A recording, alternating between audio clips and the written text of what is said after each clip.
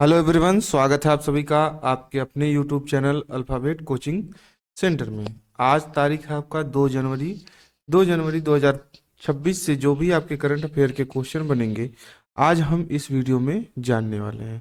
तो चलिए शुरू करते हैं बिना समय गंवाए हुए अपने क्वेश्चन की तरफ। आगे बढ़ने से पहले आपसे छोटा सा निवेदन, अगर आप चैनल पे पहली बार आए हैं तो चैनल को सब्सक्राइब जरूर कीजिएगा और अपने दोस्तों के साथ इसे शेयर जरूर कीजिएगा। पहला क्वेश्चन यहाँ पे आपसे पूछा जा रहा है कि हाल ही में भारत के पहले navigation centre Anant centre of excellence का उद्घाटन कहाँ हुआ है। यहाँ पे चार ऑप्शन दिए गए हैं, तो राइट आंसर हो जाएगा आपका केरल। देखिए, इस सेंटर का जो उद्घाटन हुआ है 26-27 नवंबर 2025 में हुआ है। स्थान केरल के तिरुवनंतपुरम में स्थित है, जो कि निफ्रा पार्क में ये उद्घाटन हुआ है। अब हम बात करते हैं इसके इम्पोर्टेंट पॉइंट के बारे में। देखिए, इम्पोर्टेंट पॉइंट भी आपके बहुत ही महत्वपूर्ण है, क्योंकि परीक्षाओं में केवल आपके यहाँ पर एक ही चीज़ से आता नहीं है। इससे जो भी पॉइंट आपके बनते हैं एग्जाम की दृष्टि से, तब यहाँ पर हम बता दे रहे हैं। अनंत टेक्नोलॉजीज द्वारा स्थापित ये Ananth centre of excellence for navigation, यानी शॉर्ट में इसको ACEN बोलते हैं, यानी अनंत सेंटर ऑफ एक्सीलेंस का उद्घाटन हुआ है। उद्घाटन समारोह के दौरान इसरो के अध्यक्ष वी नारायणन मौजूद थे, जिन्होंने इस सेंटर को विश्व स्तरीय बताया, यानी वर्ल्ड क्लास बताया है। यह भारत का पहला निजी क्षेत्र द्वारा नेविगेशन नवाचार केंद्र है। भारत ने अब तक अधिकांश नेविगेशन सिस्टम, चाहे वे स्पेस हो, रक्षा हो या सैन्य उपयोग हो, आयातित या विदेश तकनीकों पर निर्भर किया है। ACEN का उद्देश्य यह है कि स्थान निर्धारण, नेविगेशन और टाइमिंग, यानी शॉर्ट में इसको हम बात कहें PNT, से जुड़ी सभी अत्याधुनिक टेक्नोलॉजीज, सेंसर और इंटीग्रेशन भारत में विकसित हो सके, ताकि विदेशी निर्भरता खत्म हो सके। वह इसका उपयोग रक्षा,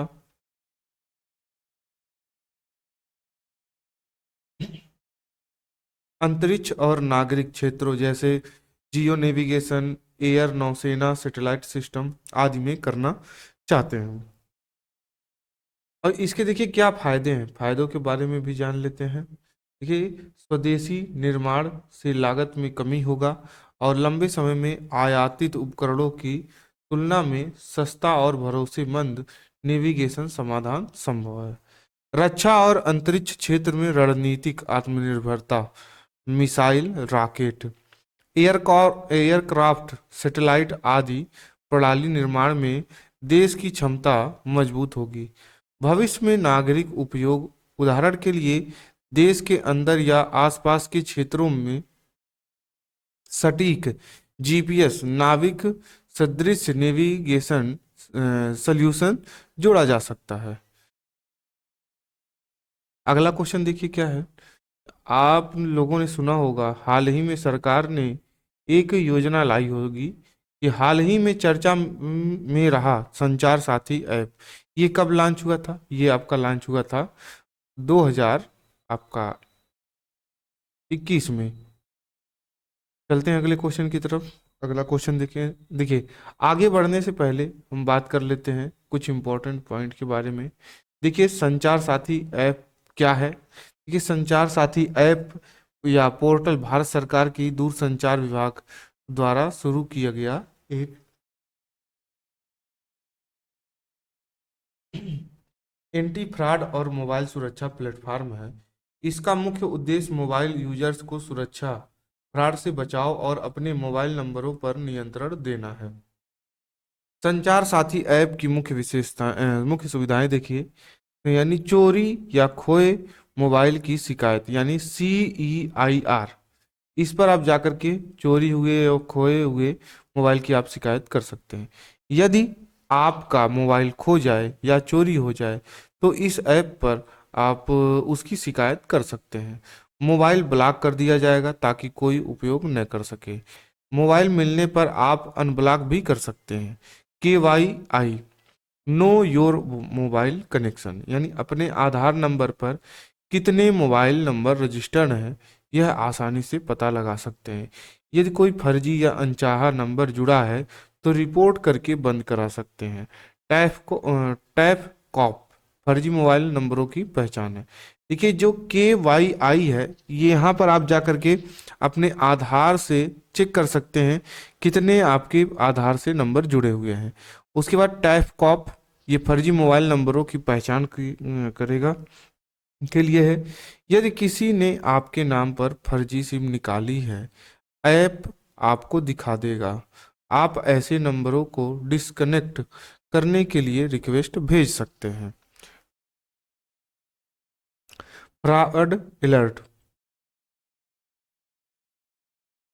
फ्रॉड अलर्ट्स, धोखाधड़ी यानी चेतावनी। देखिए banking, customer support, KYC fraud, lottery fraud जैसी गतिविधियों पर रिपोर्ट या चेतावनी मिलती है।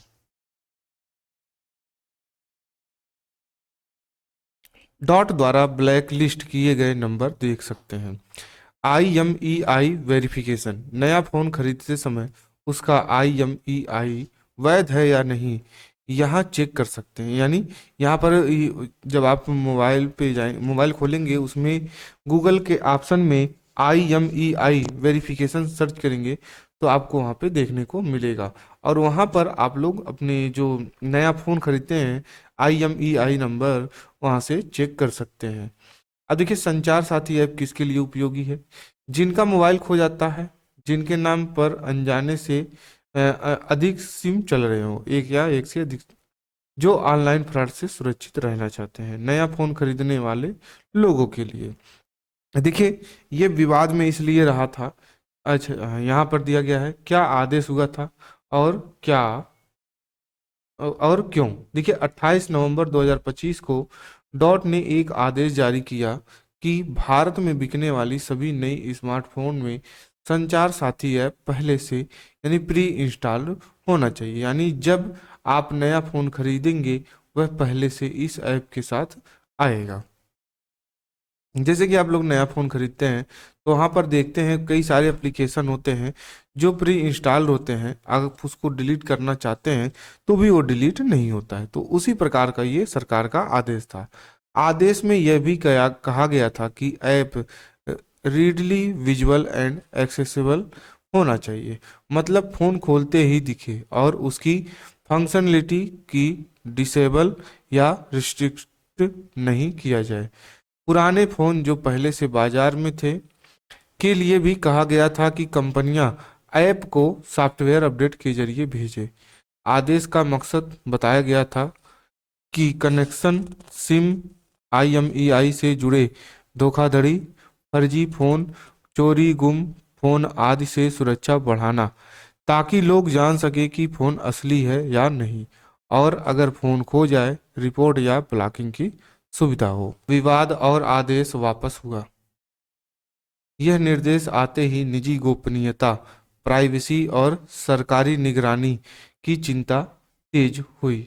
आलोचकों ने कहा कि जब ऐप अनइंस्टॉल न हो या यूजर के लिए विकल्प न हो तो यह बड़ा दखल है। कुछ बड़ी स्मार्टफोन कंपनियों जैसे एप्पल ने कहा कि वे इस आदेश का पालन नहीं करेगी। केवल कुछ दिनों में विरोध, गोपनीयता चिंताओं और आलोचना बढ़ने पर सरकार ने प्रारंभिक आदेश वापस ले लिया। अब ऐप को मैंडेटरी नहीं किया गया। सरकार के अनुसार कोई ऐप पर्याप्त संख्या में डाउनलोड हो चुकी है, इसलिए हर फोन में उसे पहले से इंस्टॉल करना जरूरी नहीं है। वर्तमान स्थिति, अब मोबाइल निर्माता कंपनियों के लिए संचार साथी ऐप प्री इंस्टॉल करना अनिवार्य नहीं है। अगर आप चाहें तो ऐप डाउनलोड व उपयोग कर सकते हैं, लेकिन नहीं चाहें तो डाउनलोड न करें या हटाना संभव। हालांकि शुरू में नॉन रिमूवल बताए जाने से विवाद हुआ था। अगला क्वेश्चन है, हाल ही में पहला वाटर पॉजिटिव एयरपोर्ट कौन सा बना है? तो यहाँ पर आपका 4 ऑप्शन दिए गए हैं। तो चारों ऑप्शन में से एक ऑप्शन सही है, इंदिरा गांधी इंटरनेशनल एयरपोर्ट। हाल ही में किस राज्य के मैडरीन ऑरेंज को जीआई टैग दिया गया है?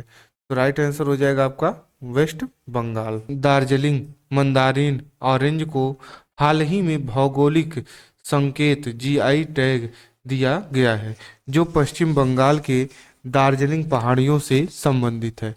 यह GI tag Darjeeling mandarin orange स्थानीय रूप से सुनतला के नाम से जाना जाता है, कि अद्वितीय स्वाद, सुगंध और गुणवत्ता की पहचान है। यह टैग या टैग्स स्थानीय किसानों को उनकी उपज के लिए बेहतर मूल्य प्राप्त करने में मदद करेगा।